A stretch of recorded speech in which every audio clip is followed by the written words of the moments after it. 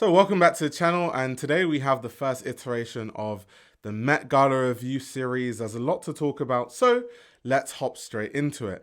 Now, the theme of the exhibit was superfine tailoring, black style. Of course, this was inspired by Monique Miller's book. However, people are misconstruing this with the actual dress code for the red carpet of the Met Gala, which was actually tailored for you. It normally happens that the exhibit and the actual dress code for the Met Gala are two different things, with the Met Gala dress code being a more simplified and broader form of whatever the theme of the exhibit is. When I did watch the broadcast live, it was quite funny to see how many celebrities were running circles around the dress code saying, well, I thought it was, tailored for you. So if it's tailored for you, it's tailored for you. And like giving us some of the most basic looks you've ever seen in your life. But because of the dress code, they can kind of get away with that reasoning, if that makes sense. So the first look I want to talk about is Ayo Edibiri. Ayo Edibiri is someone who really is slowly becoming iconic in fashion. She's had a really good media run and fashion run, especially with brands like Loewe. Of course, this has come off the back of her success being part of The Bear. So we've seen her a lot in fashion magazines. She's been in some of my favorite magazines. She had an article in Beyond Noise magazine, which I really love. So I feel like her and someone else we'll talk about in a future episode, Doechii, are really on the cusp of becoming like fashion icons. Of course, more time needs to pass by and they need to pull out more looks, but they're really just about there. And in this look for the Met Gala, she's wearing, as you can see, this floor-length shirt dress, and there are glass beads all around the chest area, and she's also wearing a leather tailcoat. This is very interesting. This, of course, is designed by Maximilian Davis for Ferragamo. And this, she said, was inspired by her dad and her grandfather, and really just about, family. She's someone that is half Bayesian, half Nigerian, and she grew up around the church. So it's this idea of, in the Black community, people wear a lot of their tailoring to church. It's this idea of Sunday's best, which is a cool concept. So when you're talking about superfine tailoring, black style, and even though that's not necessarily the dress code of the Met Gala, it does inform how people decide to dress anyway. I kind of like that concept pushed in. Also, the beading is very interesting. This is something I've talked about on this channel constantly, but in a certain tribe in Nigeria, the Edo tribe, they are known for wearing those specific type of beads in Nigeria on a lot of their clothing, especially the traditional clothing. You'll see when they get married, they wear those kind of beads, and they have like skirts and jackets and necklaces and other accessories that are made out of those beads. So that was a really cool look, to be honest. My guess is that she is from the Edo tribe, like her Nigerian side is from that tribe, because in an interview she was saying how her dad actually has come with her to events wearing traditional Edo clothing. So it was kind of an ode to him, and kind of talking about the fact that her father is the most dandy man she knows. It's really cute. It was really cool. So I really enjoyed this look. I liked the referencing to her heritage, the African culture, Nigerian culture specifically in this case. I'm a big fan of that. I thought it was a good look. I wouldn't say it was like my favorite look, but it's definitely a good look for sure, and I did enjoy it. Next is Pharrell Williams, whose look has kind of grown on me with time. It's this sort of look made of 100,000 pearls, which is absolutely insane. Apparently it took 980 hours to make. Of course, he's wearing Louis Vuitton. I mean, he's the creative director there. Of course, that's what he's wearing. But it's hard to see the details from a distance. It's a lot easier when you started to see the videos and the movement and stuff, how intricately it's made. And while I like the technique, it seems more of like a couture collection thing. In the realm of like dandyism and, black tailoring and tailored for you and stuff, I think it was a bit too safe from Pharrell Williams, if I'm being very honest, because that look could be in any couture show and it doesn't really have to fit any theme, if that makes sense. I know Pharrell Williams said that, being dandy is not just about like dressing good or whatever. It's about, how you carry yourself. It's about self-expression. It's about freedom, these kind of things. And I definitely agree with what Pharrell Williams was saying. However, you just have to come harder than that. I love the technique. I love the way it's made. But I think in terms of creativity, I just think it was slightly lacking there, to be very honest. So yeah, absolutely love it. There are also other details, like I read somewhere that Pharrell Williams had a gold Invisalign grill, which is absolutely insane. That is crazy. That's really cool. But yeah, it's grown on me. Definitely not a bad look. I definitely love the look, but I just think that Pharrell Williams could have come harder with this look, to be very honest with you. Next, we have Sabrina Carpenter wearing Louis Vuitton, which was a big talking point because Sabrina Carpenter was actually referencing Zelda Wynn Valdez. Zelda Wynn Valdez is a legendary black fashion designer credited with designing the first iconic Playboy bunny costume. And of course, you can see clearly the Sabrina Carpenter reference side by side. It was also really great because I think that this Met Gala was an opportunity to really highlight the work of black designers that are maybe forgotten or their designs have fallen through the cracks and stuff like that. So I thought it was a great opportunity to do that, and I'm glad that Sabrina Carpenter did that and wore a look that was inspired by that and kind of helped people learn about these things and learn about a designer that maybe people aren't too privy to. So I definitely enjoyed that. The look, I don't know if it's neither here nor there.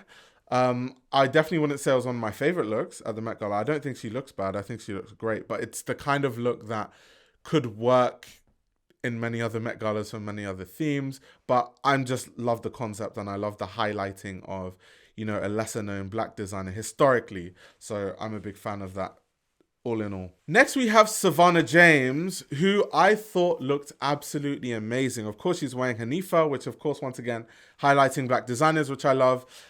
She looks great. This sort of, burgundy pinstriped corset, the crop jacket top. I love the lapels, very traditional tailoring lapels. You can even see, I'm looking at it now, the flared skirt, and it kind of extends into a train. One thing I will say about this look, as amazing as I think it is the hat. She should have worn the hat. So if you look at the preview, the Vogue preview when she was wearing this, there's like this really big hat that it came with, and she decided not to wear the hat on the red carpet. I think that was a huge missed opportunity. I think the look would have been 5 times better if she wore the hat with it, to be very honest. But still a great look. I thought Savannah James looked absolutely amazing. She looked great. So yeah, I have nothing to say other than she just looked really amazing, to be honest. I thought she looked great, but let me know what you guys think. Next, we have Priyanka Chopra, who's wearing this Balmain polka dot jacket. As you can see, there was a lot of talk about the massive, emerald necklace she's wearing. It's actually a 241 Bulgari carat emerald necklace, which is insane. You can see the wide brimmed hat. That was a cool touch. And, I get that the dress code is tailored for you, and a lot of people took the dress code as being tailored for you as just, let me just wear something that is tailored to my body and call it a day. And this sort of polka dot jacket vibe, it's not, when I think of, a dandy or even tailoring, you just don't really think of polka dots. And I think online I saw an opinion where some people said that she looks like she's dressed for the Kentucky Derby, which I get where they're coming from. It makes sense because the kind of colors that people wear to the Kentucky Derby, or even the patterns and the prints that they have, is not what you really associate with the type of thing a dandy would wear, or just even tailoring in general, like black tailoring and stuff. It's just not very, the Kentucky Derby is not a black tailoring thing, right? So it's just a bit odd, the choice of polka dots and stuff. I thought it was a bit strange. The cinched at the waist, the slim belt kind of fastening things. I like all the elements to it. I think it's designed really well. I just think that in this theme, I'm not so sure. Next, we have Zendaya. This was a big conversation for many different reasons. But essentially, she's wearing a white Louis Vuitton tuxedo, as you can see on the screen. This is referencing a zoot suit. It's sort of like a subdued version of a zoot suit. Now, me personally, I'm not sure I like it. I think Zendaya looks great, but I just think that when you wear a zoot suits are kind of more exaggerated. They're baggier most times. I understand that they're just being it's worn high on the waist, so it's a zoot suit. But I feel like zoot suits are... Part of a zoot suit needs to be that, a lot of people that wore zoot suits were working class black men, right? And these working class black men, a lot of them were actually inheriting suits from older siblings, older family members, because they couldn't afford to buy a new suit. So they just made wearing suits that are way too big for them cool, because, you know, African Americans are just that good at styling things and just have that much sauce when it comes to things. So they just made something that became a trend and became like a bigger phenomenon than they intended, right? So kind of making this suit too clean, this LV tuxedo too clean, and saying it's a zoot suit because it's worn high on the waist. I don't know if I agree with that per se. I don't know if that's like, I'd like to see it be a bit more exaggerated, to be very honest with you. And then, you know, it's all white. There are a lot of references. I know a lot of people were saying the likes of Bianca Jagger, who of course has worn a very similar look, and there are a lot of images online where they're putting Zendaya and Bianca side by side, and yes, the looks look very similar. However, there were also other references. I know that this look specifically was referencing power dressing in the 1970s and 1980s, and you know, they were kind of referencing imagery of like black women who wore suits around that time, right? Because it was still kind of untypical to wear suits in the 70s and 80s for women, right? It's still kind of frowned upon, seen as like being masculine or whatever. So that was really cool. And they have all sorts of other references, not just Bianca Jagger. There were the likes of Grace Jones. You had Gladys Bentley, who of course is an icon, a blues player that we'll get to. So yeah, cool references. I just think the execution could have been way more interesting. And I would have liked the silhouette to be a bit more challenging than the typical Pharrell silhouette. Like, we know Pharrell likes the short jacket with the flared trousers. It literally just looked like something from Pharrell's wardrobe, to be very honest with you. That's the kind of thing that Pharrell would actually wear himself. And this, of course, became very controversial because Anna was also wearing a similar look to Zendaya. Dressed 6 people tonight. Wow. The fact that you were even standing. Yeah. Ooh. Tell me. He said, not. Now look. You will see it on the carpet right now. There's a look very similar to Zendaya's that walked already. And there was all these conversations of, you know, who wore it better? Who was the person that styled it better? And all those kind of conversations. It's quite funny because it's very much a thing of what goes around comes around. If you guys haven't seen, but I'll put it on the screen, there's a clip online where Lil Roach is explaining how he made Zendaya like a fashion icon. Here's the clever way that Zendaya became fashion's it girl. It wasn't always easy for her to get the clothes that she loved. So her stylist, Lil Roach, came up with a new strategy. He would dress her up in clothes that other celebrities had already worn, it girls like Emily Ratajkowski, Rachel Roy, Miroslava Duma, and various others. And that way she would land on who wore it better list. Enough persistence and consistency, eventually she ended up becoming the fashion girl we know her as today. Sometimes when it comes to building your brand, you've got to find creative avenues to really get to the next level. Here's where Law breaks it down in detail. That's another way I built my career, though. I would only put Zendaya in things that everybody else had worn. She's 16 years old, she's 16. Who's going to wear it better than her? So I literally go to the shows, and they'll say, Law, someone already wore that, or such and such wore that. Such. I was like, can we? That's I was cool. like, if you don't mind, I don't mind. Yeah. And so what happened is she began to build press off who wore it better, and she would always wear it better. So it was those things, because I didn't come from anyone's lineage. You know, unfortunately, I didn't have a mentor. I was never anyone's assistant. I was never an intern. So when I came to LA to figure it out, and so what I've learned really quickly, I was like, this game is about press. Yeah. And one of his strategies was, because a lot of these luxury brands didn't actually give them looks, it was very hard to get looks. He would style looks very similar to looks that already exist, and then put them on boards and submit those images to different magazines and stuff, and they would start debating on who wore it better. And his goal would be to style Zendaya in those looks better than the alternative or better than the original. And that way it would be seen as like, oh, Zendaya wears these things, but she always looks better than everyone else when she wears it. And it's kind of like very much like a what goes around comes around thing, where now you have someone wearing a similar look and you have Lil Roach on the red carpet like, who wore it better? And it made me wonder, was that deliberate or was it just by chance? Because I know that Lil Roach has done that in the past. So is that a case of him doing that publicity stunt who wore it better thing?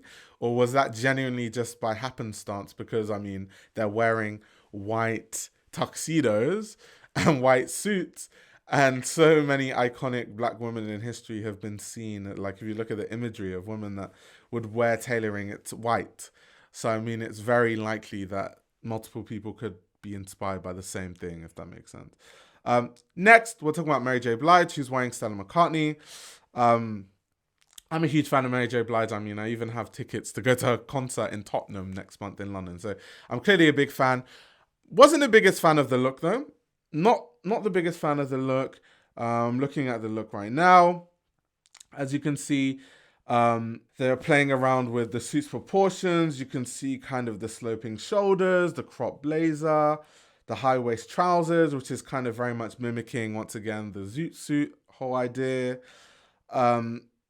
But it's kind of one thing. This is very, very close and probably inspired by Stella McCartney's recent Fall Winter 25 collection.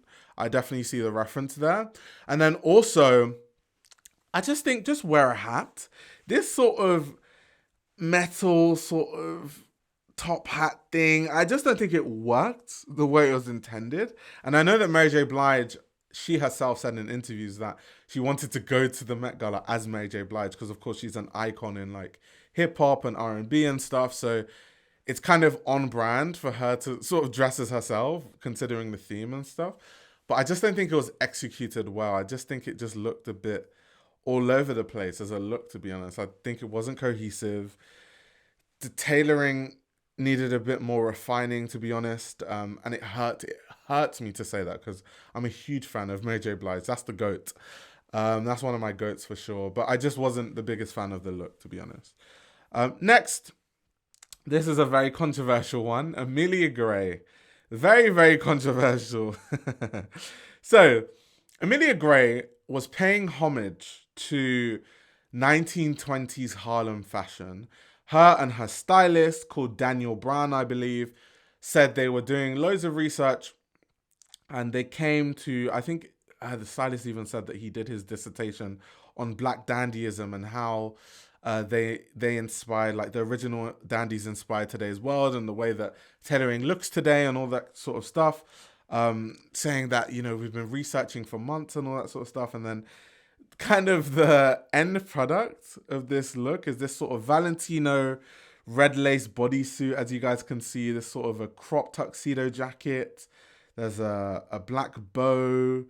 There's also like these weirdly high cut, like, are those like briefs or like boxer shorts type of things? And then of course the controversial red lace durag that sort of transitions into a train. Now, what I will say is that context is important. These things, in a vacuum, I think this look is actually great, contrary to popular belief. I know a lot of people didn't like the look. I like the look objectively. I just think cool look, cool references, wrong person. I believe that Amelia Gray's stylist, Daniel Brown, is also white. And personally, I just don't want to see at a Met Gala where the exhibit theme is superfine tailoring, black style. I don't want to see a white person wearing a durag. I just don't want to see it. I don't care what research you've done. Context is important. Durags is kind of like, you can call it a clothing accessory, an item that black people use to protect certain hairstyles and to make sure that our hair doesn't get damaged, right?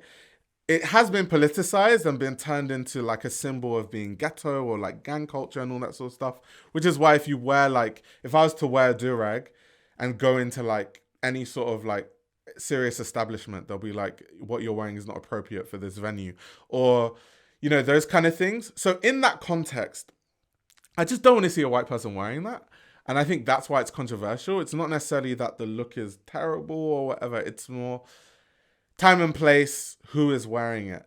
I think white people can wear durags, but I just think, you know, if they want to use it as some like weird fashion accessory, whatever, you do you. But I think in terms of the theme, it's a bit tone deaf.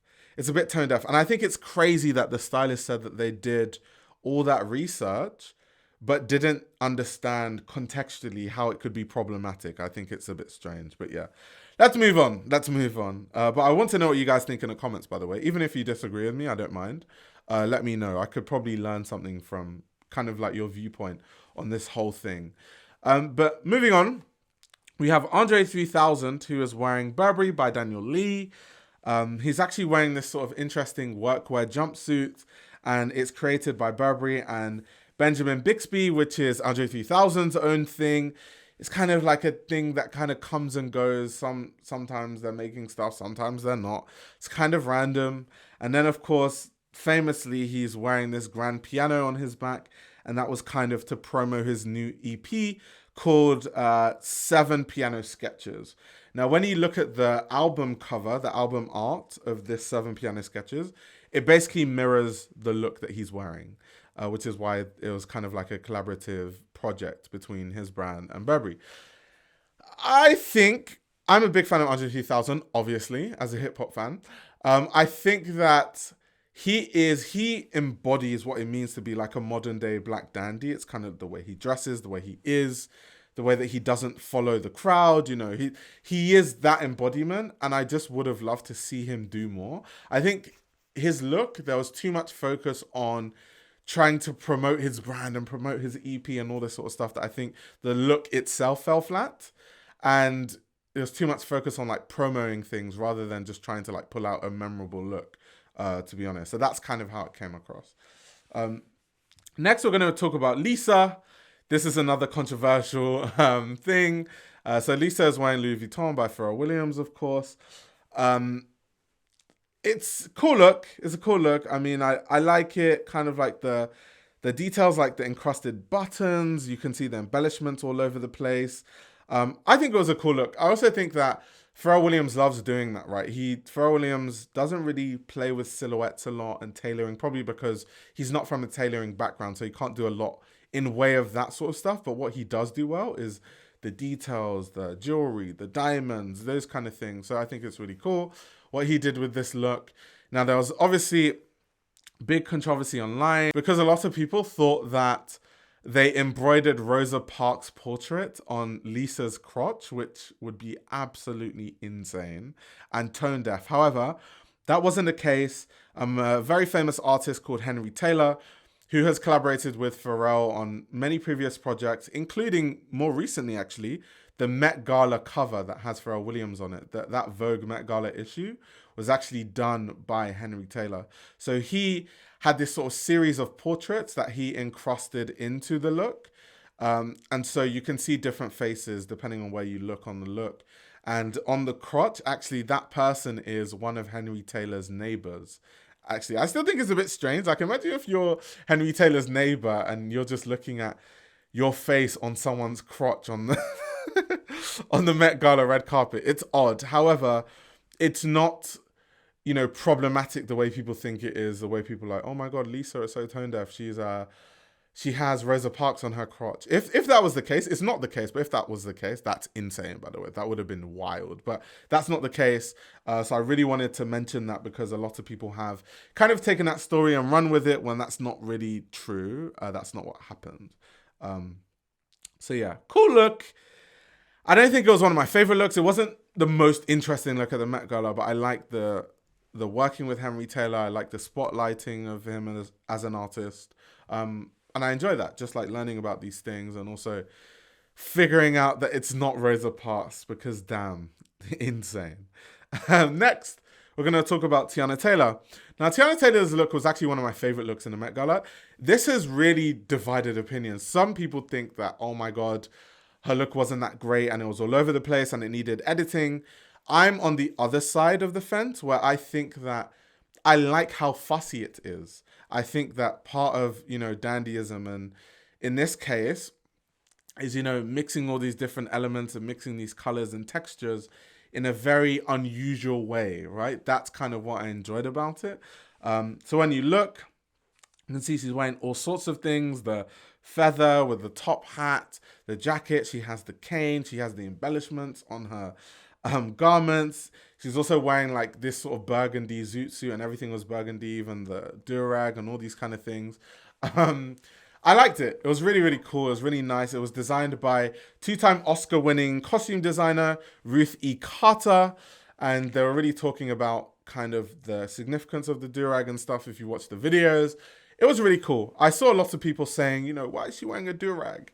You can't wear do-rag on a red carpet. And that goes back to my point that I was making earlier, where do-rags are always so stupidly politicized. When the reason why a lot of black people wear do-rags is to protect their hair.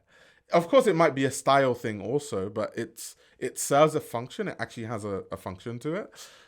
So I love that she wore a do-rag with that look, because if you're thinking of, you know, dandyism, especially black dandyism is about rebellion. It's about assimilation, but also rebelling within that assimilation, right? So black dandyism is like dressing like the status quo to fit in, but adding elements within that to show your own personality and your own culture within it. So adding something like a do-rag into, you know, tailoring looks is perfectly black dandyism. Like, it's black dandyism to the core of its essence. And I think a lot of people didn't realize that. People always look at things on face value. It's like, oh, she's wearing a do-rag, and then they just leave it there. So I thought it was one of the better looks. Really enjoyed it.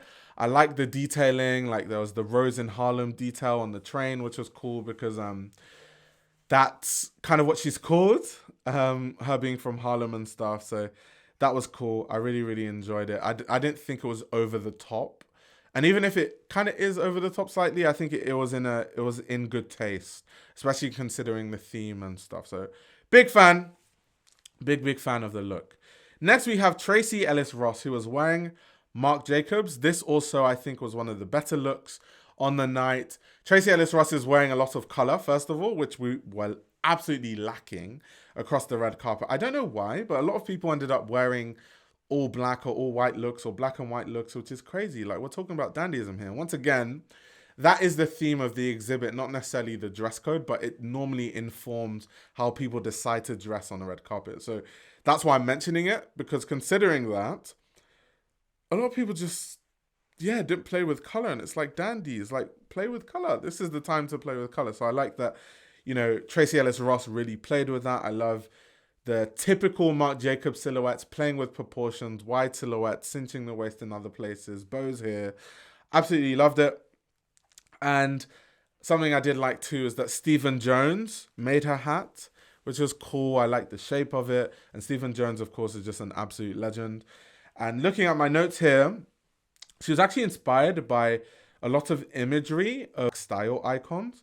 So you have on her list, she said Nat King Cole, James Baldwin, Andre Leon Talley, Andre 3000, Woody Smith, Samira Nasir, Annie Hall, aka Diane Keaton, Katharine Hepburn, Miles Davis, Josephine Baker, and Diana Ross. So all these people were kind of the inspiration to her look, and she was looking at a lot of imagery from a lot of their past looks to kind of inform the way that her look looked. So yeah, I thought it was great.